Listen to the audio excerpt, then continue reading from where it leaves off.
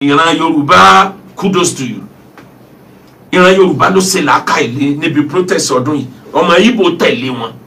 ìgbà kan ní ìran Yorùbá gọ̀, gbogbo nǹkan ìjọba lásìkò protest láwọn bànújẹ́ láwọn súnná, àwọn tọ̀hún náà ti jogún ẹ̀ nísìn. nítorí ọmọ tí wọ́n ń bẹ́ńbẹ́ tí wọ́n ń sùn Èkó ná, tí wọ́n ń dá wàhálà alẹ̀ ní toll gate, ní táwọn sọ ni pé ọmọ wa ní bẹ́ńbẹ́ òkè láwa fẹ́ sọ. òfin Ọlọ́run ni a máa protest, wọ́n rántí òfin Ọlọ́run níjọ́ náà lọ.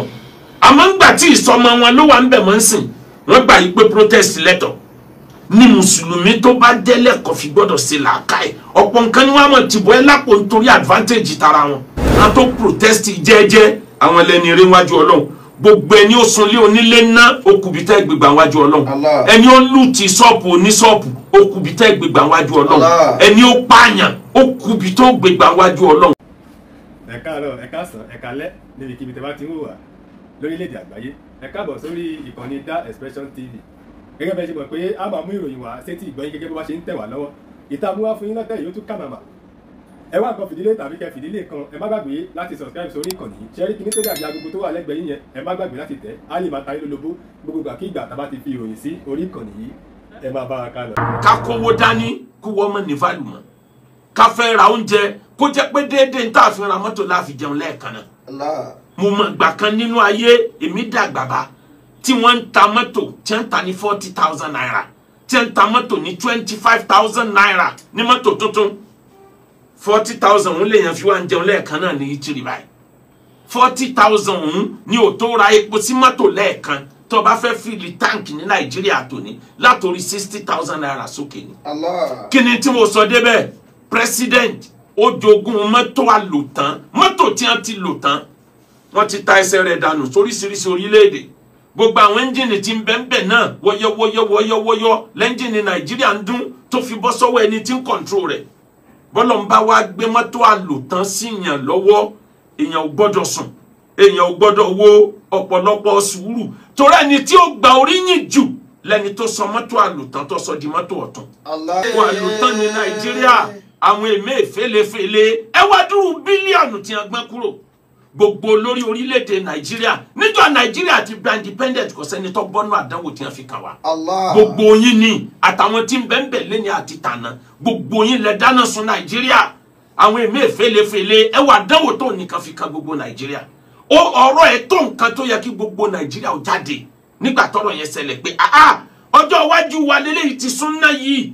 ẹ wá dúró owó tó fi print owó ó tó wá dà wá láàmú. ọ̀tọ̀ ní kẹ́ ẹ fẹ́ transfer owó kó wọ́n máa wọ voice mail, ibi tẹ́ ìrànwọ́ lọ ní lọ, àwọn nọ́mbà ò ṣiṣẹ́ mọ́. lójú ọba àyàn ló jẹ́ ń gba protest fẹ́ bẹ̀rẹ̀, ẹ̀yin onífóònù èpè ní àbí nǹkan mi. àwọn wọ́n sì kọ́kọ́ stop majority line torí kíni. bẹ́ẹ̀ bá láyé ẹ̀ lé lọ́rùn ẹ̀ ràn ọkùnrin yìí lọ́wọ́ ẹ̀ ràn bàbá yìí lọ́wọ́ àtọ́. ọ̀rọ̀ NIN sásìkò tí protest ń bọ̀ ló yẹ kẹ́ fún wọ́mọ́rọ̀ NIN. tọmọ Nàìjíríà wà ń lọ tó sẹ́nu ọ̀nà onífóònù bí ìgbà tó jẹ́ pé ibẹ̀ lógún wà. èyí ti jẹ́ ẹ block majority line nítorí NIN. àwọn èèyàn wá ń sọ wípé wọ́n ti sọ pé kó ń kálukú ọ̀nà register, majority ẹni ó register tẹ́lẹ̀ lẹ́ tó sọ pé kò valid mọ́. ẹ̀rẹ́ gbogbo registration àtàkọ́kọ́ ń bo ni wọ́n kó sí. èmi gan fúnra mi láì mẹ́rin mò ń lò gbogbo ẹ̀ ni mo rẹ́gísítà bọ́dọ̀ ń fẹ́ yọ kan lókù báyìí. wọ́n blọ́ọ̀kù gbogbo ẹ̀ lọ, wọ́n tó ní nǹkan kan tó ṣe NIN ẹ̀mí ló la wá fẹ́ ṣe NIN nítorí Ọlọ́run ẹ̀ẹ́dẹ̀ bẹ̀rù Ọlọ́run ẹ̀ẹ́dẹ̀ ń kó ọmọ Nàìjíríà sínú ìyọnu. ara tó kan ọmọ Nàìjíríà lára yàtọ̀ fọ́rọ̀ ebi fóònù tẹ́ fi dà wá láàmú ọkàn ọmọ Nàìjíríà lára. ó kálukú wá dẹni tí ń lọ tò sẹ́nu ọ̀nà MTN, Glo, 9 Mobile. ẹ̀wọ̀n tó ṣẹlẹ̀ níkanú àwọn ọ́fíìsì táwọn èèyàn ti fẹ́ǹsì wọn wo. why tó jẹ́ pé gbà tí protest ń bọ̀ why. ṣe é fẹ́ràn aráàlú ni abẹ́ fẹ́ràn ẹni tí ń ṣèjọba? àmì ẹni ó fẹ́ràn ẹni tí ń ṣèjọba dà. èèyàn tiẹ̀ máa ń wo timing factor. n tá a fẹ́ ṣe yìí ìjọba táìmù yìí mu bóun ni ò ṣe ní create problem fẹ́ nìyí. ebi ń paráàlú kò sí yẹ kó dání tó ṣe jẹun. minimum wage 70,000 naira. wọ́n sì ń ta báàgì ráìsì kan ní 85,000 naira. ẹni tó ní fámìlì ṣé ráìsì nìkan ni ó fowó rà? kò tí ì ka owó ráìsì o. ṣé báàgì ráìsì nìkan ni ó fowó rà? kò ní ra ata, kò ní repo, kò ní rèlùbọ́, kò ní ra gàrí. kò tún ní ra omi tí ó mu sí, kò ní sanwó ná, kò ní sanwó káàdì fóònù, kò ní sanwó epo, pẹ̀lú gbogbo nǹkan tá a la kójọ yìí náà. Tó bá wá rí bẹ́ẹ̀, ẹ̀kọ́ láyé ń kọ́ yẹn o. Àwọn tó yẹ kí ìjọba encourage jù láyé lẹ́yìn àwọn industrialist, àwọn àgbẹ̀ ni, lẹ́yìn àwọn àgbẹ̀ àwọn industrialist ni. Ẹni ó bá lè kówó kódà bó jí owó ìlú yìí kó tó lè dá company sílẹ̀ ní country yìí, ó yẹ ká yẹn pọkùnrin ni ẹ. Mélòó àwọn tí ń bẹ nípò òṣèlú ni ẹ dá company lẹ̀. Ó ń kálukú lọ kówó pamọ́ sókè òkun ni. Ó dijọ́ tá a bá tó ṣòfin pé tó o bá ń bẹ ní senate kó o tó parí ìjọba amọye tó ń gbà, company wo ló dá sílẹ̀ ní constituency rẹ táwọn tí wọ́n dìbò fún ọ táwọn kan jẹ́ ń bẹ̀ táwọn pé company rẹ̀ ni ó develop constituency rẹ̀. Ẹni tó fẹ́ dìbò company mélòó ló ní? Ẹlòmíì ò ní sáàtì méjì tó fi dépò ìjọba, ó dépò ìjọba tán ló dá lásọ àìmọye, lódo nílẹ̀ àìmọye, lódo lówó àìmọye. Bàbá wa ara wọn kan tí wọn bá dá company sílẹ̀ ní Nàìjíríà, àfi ká encourage wọn. Owó tá ń lọ ná sí church tá a fi ń kọ́ church kiri, tíjọba ń donate owó lábẹ́nú, tí ń donate fún mọ́sálásí lábẹ́nú, tí ń donate fáwọn oníṣẹ̀ṣe, ẹ donate ẹ̀ fáwọn company tó ti wà comatose, ẹ dé iléeṣẹ́ ó dìde, bí iléeṣẹ́ bá dìde country yọ̀dà. Kò sí iléeṣẹ́, kò sí kan, òǹkàlùkù ń ṣe bó ṣe wù. Àtúnwá rẹ̀ nìkan bíi Dangote tó ń dálé epo sílẹ̀, àwọn kan sì wá sokùn mọ́ lọ́rùn. Nítorí yẹ kí a ṣe ká fi gbayì kí protest ó tó dé, kí gbogbo ayé ó pàtẹ́wọ́, ó wá di ń tá padà yọ̀ọ̀dá ní time tẹ́nìkan wà lè sọ pé thank you mọ́. Ó kálukú gbé ara ni nítorí pé a ṣe ní time tó yẹ ká ṣe. Majority àwọn tí ń bẹ lẹ́gbẹ̀ẹ́ olórí wọn ń jẹ́ kó lórí tètè mọ problem tí ń ṣẹlẹ̀ nílùú. Tó lórí bá tètè mọ problem ni kò sọ lórí tí fẹ́ kó wọn jẹ́ failure. Bẹ̀tí ń bò lórí Obama bí ìyà ṣe ń jẹ aráàlú tó, ó possible káàrẹ̀ ọmọ mọ̀ pé àṣeyà ń jẹ àwọn èèyàn tó báyìí. Ó ń ti ìgbà tí protest ṣẹlẹ̀ tó kálukú bẹ̀rẹ̀ ìwà skọ́skọ́, ìwà wèrè, pé kò sẹ́ni tí ò ní wèrè lórí, ebi ń pa ẹlòmíì. Àwọn tó protest jẹ́jẹ́ àwọn ẹlẹ́ni eré wájú Ọlọ́run. Gbogbo ẹni ó sunlé onílé ná okùbítẹ́ gbégbá wájú Ọlọ́run. Ẹni ó lù ti ṣọ́ọ̀pù oníṣọ́ọ̀pù okùbítẹ́ gbégbá wájú Ọlọ́run. Ẹni ó pààyàn okùbítẹ́ gbégbá wájú Ọlọ́run. Àwọn tí wọ́n bá ayé jẹ́, wọ́n bà Nàìjíríà jẹ́ tán, wọ́n wá lérò pé Ọlọ́run wà wọ́n níran. Wallahi tẹ́ bá bọ́ lọ́wọ́ ayé ẹ̀ lè bọ́ lọ́wọ́ Ọlọ́run. Tí ẹ̀ lè bọ́ láyé ń bí ojú ayé yín náà lọ́lọ́run ti fi hàn yín. Pẹ́yìn tẹ́ bá ayé jẹ́, ẹ wo yí ẹ̀mí tó kú, wallahi gbogbo yín lọ́lọ́run bí léèrè. Àwọn tó ti yọ́lẹ̀ tó ń kó palliative fún, à ń kó palliative fún senator, à ń kó fún rep, à ń kó fún minister, à ń pín palliative sí wrong hand. Bó ló ṣe fẹ́ dọ́dọ̀ aráàlú? Bó sì dọ́dọ̀ aráàlú bí ìgbà tí yẹn ju abẹ́rẹ́ sínú òkun ni. Erùpẹ̀ tí gbogbo wa ń tẹ̀ mọ́lẹ̀ lọ kárí gbogbo wa. Ìyẹn ni kíjọba wá enabling environment tí sí àgbẹ̀ ó fi dìde padà. Ẹ sọ àwọn tí wọ́n ń ṣiṣẹ́ àgbẹ̀, ẹ sọ wọn dolówó, ìjọba kápá bẹ́ẹ̀. Ẹ ká owó kúrò lórí òṣèlú, ẹ dá owó padà sórí iṣẹ́ àgbẹ̀. Ẹnìkan ò ní bí àwọn ọ̀dọ́ kún kálukú tó korí sóko. Tí wọ́n rí pé ni tó gbin oko tí ò ju 1 acre lọ ó di mílíọ̀nìà, ó kálukú ọmọ sí competition kò ní. Àmọ́ bí wọ́n dáko náà tán, ọ̀nà tí wọ́n fi gbóúnjẹ kọjá, ní tí wọ́n fi dáko kò sí equipment, kò sí fertilizer, ibi tí wọ́n gbé lóko kò sí amenities, kò sí iná, kò sí íńtánẹ́ẹ̀tì, kò sómi. Tí wọ́n bá tún wá ń kóúnjẹ bọ̀, ojú ọ̀nà ọ̀dà, àwọn bandits wọ́n tún lé wọn lóko, àwọn kidnapper wọ́n lé wọn lójú ọ̀nà. Tí wọ́n bá tún wá kóúnjẹ dáàrin ìlú, àwọn bàbá lọ́jà tí wọ́n tún dé oúnjẹ mọ́lẹ̀, tí wọ́n dé ọjà mọ́lẹ̀, àwọn tún dúró dè wọ́n lọ́jà. Nítorí wọ́n bá tó sọpọ̀ kan ọjà rẹ̀ kí wọ́n tà ní. Ẹni tó fẹ́ rajà ìbáàrí pé léyìí ló dáa tó ń fẹ́ kò tí ì tásìkò ni. Wọ́n sì tún gbowó sọ lọ́wọ́ ẹ̀, wọ́n gbowó lé lọ́wọ́ ẹ̀. At the end of the day, kọjá ó tó kàn ọjà rẹ̀ lè ti yọwó. Omi ń bọ̀ lójú ọ̀nà, mọ́tò l'accident, gbogbo ṣẹ́ ọdún kan tó ṣe, ibẹ̀ ni mọ́tò ti fọ́n dà sínú igbó. Àbálọ àbábọ̀ gbèsè ló dáadé. Nínú iṣẹ́ tó le jù níṣẹ́ yahoo wa. Iṣẹ́ tí dáyàn lórí irú ni, ẹ wo ọpọlọ tí wọ́n tòjọ. Iṣẹ́ tó mọ̀ pé tọwọ́ bá tẹ̀ wọ́n lè lọ ẹ̀wọ̀n. Àmọ́ nítorí owó tí ń bẹ́ẹ̀ ọmọ Nàìjíríà torí bọ̀. Iṣẹ́ òṣèlú, ẹ wo bí wọ́n ṣe para wọn ká tó dìbò wọlé. Ètò sọ̀sẹ́ òṣèlú di do or die, òun lówó tí ń bẹ́ẹ̀. Tó bá wá rí bẹ́ẹ̀, ẹ sọ iṣẹ́ àgbẹ̀ díṣẹ́ olówó. Bọ́ ọba ti dáko díẹ̀ báyìí ó ti dolówó. bó bá ti dáko díẹ̀ báyìí ó ti dolówó bẹ́ẹ̀ education ṣe pàtàkì tó ń tá jẹ́ pàtàkì jẹ́ education lọ. Allah. lẹ́yìn tá jẹ́ tá mú ló tó kan education ọmọ tó jẹun yó lẹ́ẹ̀mọ̀ pé abd fún lẹ́ẹ̀mọ̀ pé bàbá fún nínú kíláàsì tí ò ní sọ fún yín pé bọ̀ọ̀dá lẹ́ ń pè nígbà tó jẹun ni o. Allah. bí ọ̀bá róúnjẹ èpè ní ọmọ ṣe fún bàbá àtìyá ẹ̀ ọ̀tọ̀ ní tẹ́ẹ̀mọ̀ kọ ọ̀tọ̀ ẹ̀ kàn rò pórí ẹ̀ kú ni kì í ṣe gbogbo ọmọ tẹ́ ẹ̀ rò pórí ẹ̀ kú lórí ẹ̀ kú ebi lọ́fọ̀ mi lójú ebi ti ba yóò mí jẹ́. ìran Yorùbá gbogbo ẹ̀yin olórí ìran Yorùbá ẹ dákun ẹ dìde ọ̀rọ̀ agriculture ilẹ̀ Yorùbá ló fi agriculture ran gbogbo zone yòókù owó kòkó ṣebí ńláwó lọ́wọ́ fi kọ́ cocoa house kì í sowó epo owó tó rí látara kòkó ń ló fi bẹ̀rẹ̀ first television in Africa ìyẹn NTA owó tó rí látara kòkó ebi ló fi kọ́ national stadium owó tó rí látara kòkó ebi náà fi bẹ̀rẹ̀ airport kì í sowó epo kì í sowó epo ọjọ́ wo la tó fẹ́ padà sípìlẹ̀ ká lè bá a kọ́gbọ́n ìyá aliwu mú. kàmẹ́sà jìtà ló wà ló mẹ́sàrà uzamanu sáàtì wazimanu mẹ́sàrà uzamanu sáàtì wazimanu. Baranti yẹ nkunta fi sinatin fadaru yẹ kí sọnù. Eko tafeze na te fadaru yakizonu. Ẹ wá rí bọ́rọ̀ ìjọba àtọ̀rọ̀ protest bó ṣe lọ nìyẹn ẹ wá dákun ta lẹni tó sọ pé Islam ò pàmìtì protest o. Allah.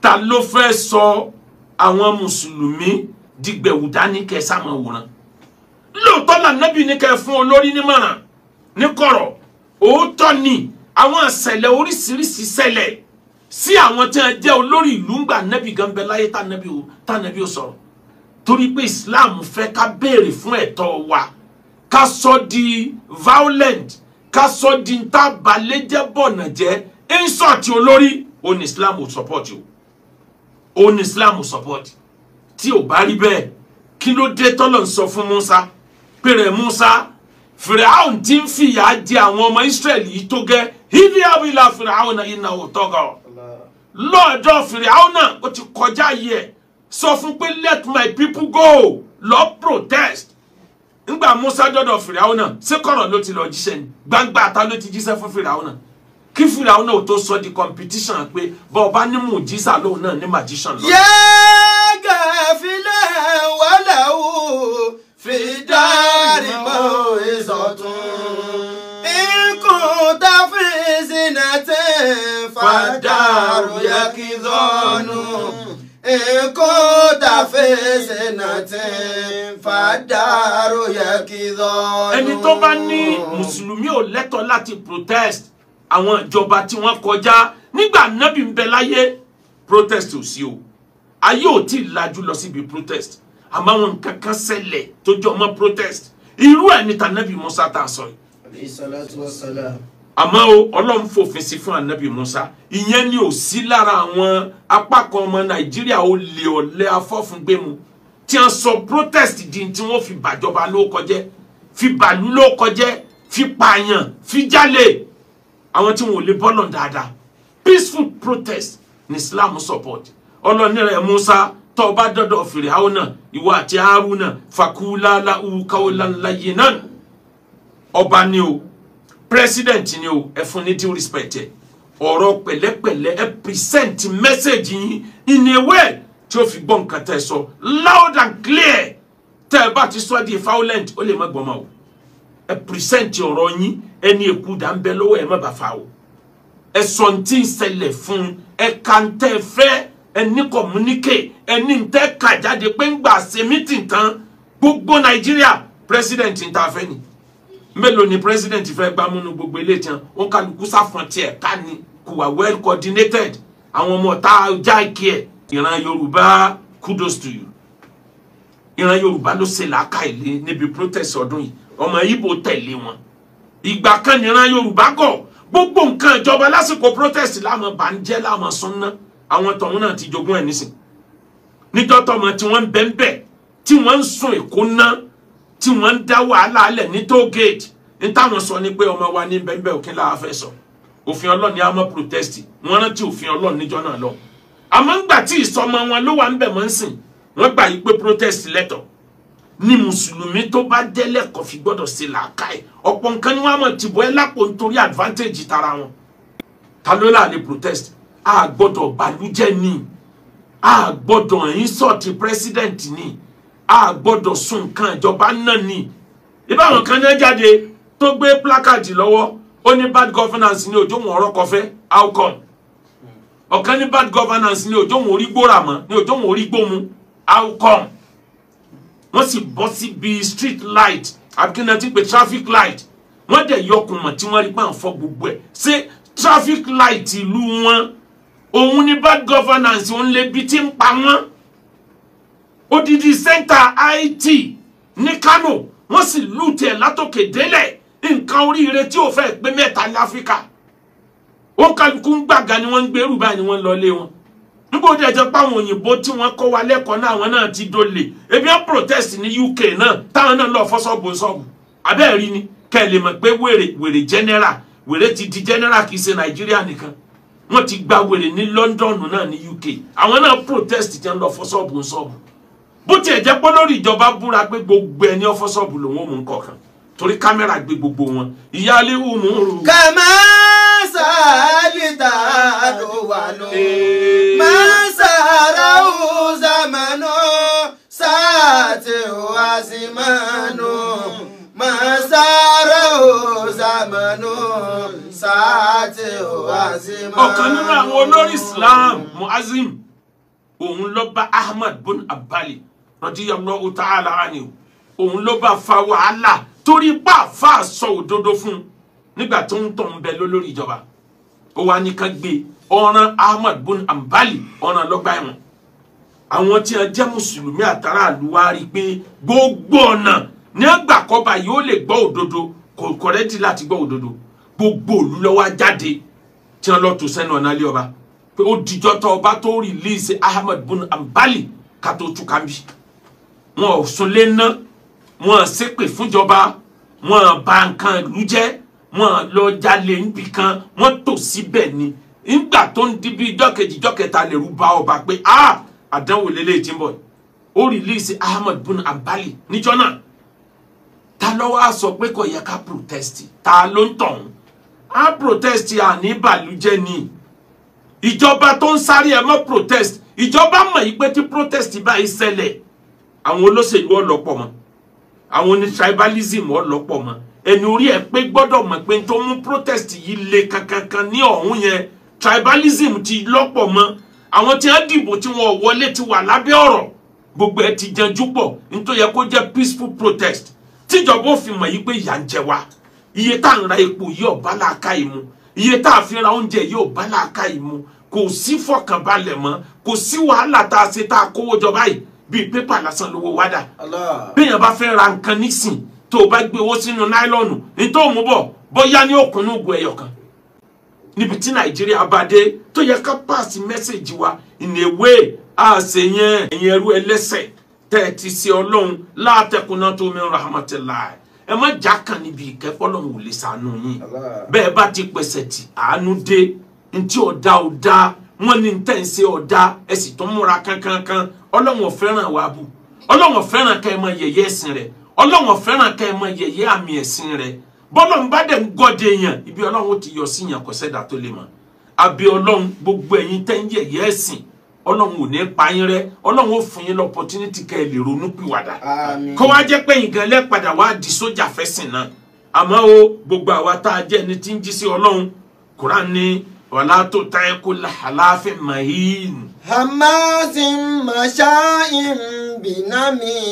tó jí sí Ọlọ́run bá ti ń jí sí Ọlọ́run débi pé ń fi èpè ránṣẹ́ ń ta abẹ́rù Ọlọ́run kan jà sínú àbájájá kókù àbájájá kórun ń ta abẹ́rù Ọlọ́run kan jà sí nìyẹn tọ́nà ń dẹ̀ fún wa ṣe pé èpè kò sínú wa àwọn ànábì Ọlọ́run ká mọ̀ bẹ́ẹ̀ bú kò sínú wa dáwà Ọlọ́run ní wàlá tó tẹ́kù aláàfin mahin. ẹ gbọ́dọ̀ tẹ̀lé wọn gbogbo ẹni yẹpẹrẹ ẹni tí ó máa ṣépè tí bá ń jí sí Ọlọ́run mahin ẹni yẹ̀yẹ́ dá mi lóhùn. hamazin masha'in binami. ẹni tí ó máa wá òfófó iṣẹ́ bí àwọn èèyàn kiri ó kálukú lómi jẹra mọ̀nà ilẹ̀ lọ́kàrí mọ̀fẹ́dì nàbí ẹni tó jẹ́ pòun gangan ẹlẹ́sẹ̀ lòun náà ó tó lóhùn.